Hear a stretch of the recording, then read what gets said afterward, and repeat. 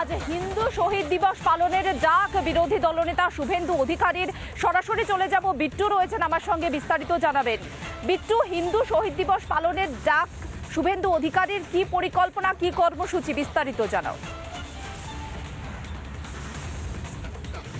দেখো, তিনি সোশ্যাল মিডিয়াতে জানিয়েছেন যে এই হিন্দু শহীদ যারা মুর্শিদাবাদের ঘটনায় দুজন মারা গিয়েছেন তাদের প্রতি শ্রদ্ধা জানিয়ে তাদেরকে স্মরণ করে আজকে জেলায় জেলায় বিভিন্ন হিন্দু সংগঠন এবং তার পাশাপাশি বিজেপির তরফে অস্থায়ী একটি শহীদ বেদি তৈরি করে সেখানে নীরবতা পালন করার তিনি দাবি জানিয়েছেন এবং সেই মতো করেই আজকে বিভিন্ন জেলায় জেলায় একই কর্মসূচি পালিত হচ্ছে এবং রাজ্যের মুখ্যমন্ত্রী মমতা বন্দ্যোপাধ্যায় গোটা ঘটনার জন্য দায়ী, সেই কারণে তারও পদত্যাগের দাবি করা হবে আজকে সামগ্রিকভাবে এই হিন্দু শহীদ দিবসকে সামনে রেখে। আমরা যেটা জানতে পারছি, শুভেন্দু অধিকারী আজকে বিধানসভাতে আসবেন এবং সেক্ষেত্রে দাঁড়িয়ে যারা বিজেপি বিধায়করা আছেন তারাও উপস্থিত থাকবেন এবং সেখানেও বিধানসভার অভ্যন্তরে বা বিধানসভা প্রাঙ্গণে একটি অস্থায়ী শহীদ বেদি তৈরি করে সেখানেও হিন্দু শহীদ দিবস পালন করবেন বিরোধী দলনেতা শুভেন্দু অধিকারী।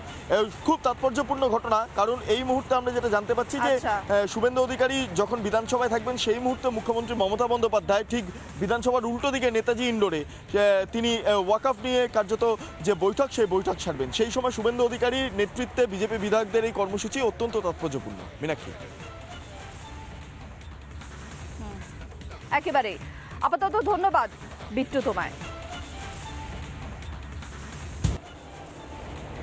যে অবস্থাটা দেখছেন, যারা রয়েছেন ক্যাম্পে, সেই শরণার্থী ক্যাম্পে, কি অপরাধ বলুন তো তাদের, কি অপরাধটা তারা করেছেন যে এভাবে তাদের জীবন চালাতে হচ্ছে, এভাবে থাকতে হচ্ছে একটা ঘরের মধ্যে 50 জন? তবুও তারা ভালো আছেন বলছেন, কারণ যে অত্যাচার তারা দেখে এসেছেন সেই অত্যাচারে তারা ফেরত যেতে চান না, ভয় রয়েছেন।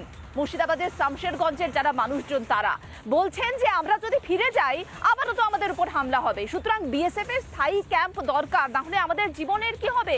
প্রাণ সংশয়, প্রাণ ভয় মুর্শিদাবাদের মানুষজনের। আমাদের প্রতিনিধি সুখেন্দুর একটি বিশেষ প্রতিবেদন। শুক্রবারের পর থেকে যে পরিস্থিতি, অগ্নিগর্ভ পরিস্থিতি তৈরি হয়েছে এই শমশেরগঞ্জ, সুতি এবং ধুলিয়ানে, সেই ধুলিয়ানে আপাতত কেন্দ্রীয় বাহিনী মোতায়েন হওয়ার পর থেকে কিছুটা হলেও স্বস্তি ফিরেছে মানুষের। তারা রাস্তায় বেরোচ্ছেন, দোকান পর্যন্ত খুলতে পারছেন, কিন্তু তবু মানুষের মন থেকে এখনো পর্যন্ত সেদিনের সেই হামলার আতঙ্ক এখনো পর্যন্ত কাটেনি। কেন্দ্রীয় বাহিনী আছে, তা ওনাদের জন্য এখন অস্বস্ত আছি, শান্ত আছি। এখন এনারা কতদিন থাকবেন ততদিন আমরা শান্ত আছি। এনারা চলে গেলে কি হবে বলতে পারবো না, তারপরে হবে হয়তো আবার একটা হতে পারে।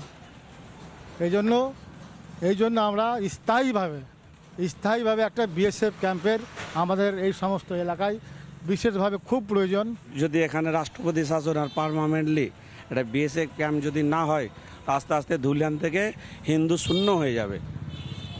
হিন্দুরা ভয়ে আতঙ্কে সব ছেড়ে ছুড়ে পালিয়ে যাবে, এরকম পরিস্থিতি থাকা যাবে না। যে ধুলিয়ানে এরকম করে যে হামলা হচ্ছে, চুরি ডাকাতি হচ্ছে, ছিনতাই হচ্ছে, ঘরে ঢুকে ঢুকে ছিনতাই করছে, জিনিসপাতি সোনা দানা সবারই জিনিসপত্র নিয়ে পালিয়ে যাচ্ছে, আলমারি ভেঙে ভেঙে। এবার আমরা কি করে থাকবো? টাটি ঝাপ কেটে কুটে নিয়ে পালিয়ে যাচ্ছে, মারতে ধরছে, আমরা দুয়ার কপাট লাগাতে পারছি না, পালিয়ে বেড়াচ্ছি। বাড়িতে কি করে থাকবো? আমাদেরকে একটা ক্যাম্প বসাও, আর না হলে আমাদের মরণ ছাড়া আর কিছুই নাই। আমরা শান্তি চাইছি, আমরা এখানে বিএসএফ ক্যাম্প চাইছি, না হলে আমরা থাকতে তো পারবো না এখানে। কেন যে বলছে তোরা কতদিন থাকবে, তোদেরকে বিএসএফ পুষে থাকবে কতদিন, তারপরে তোরা কোথায় যাবি?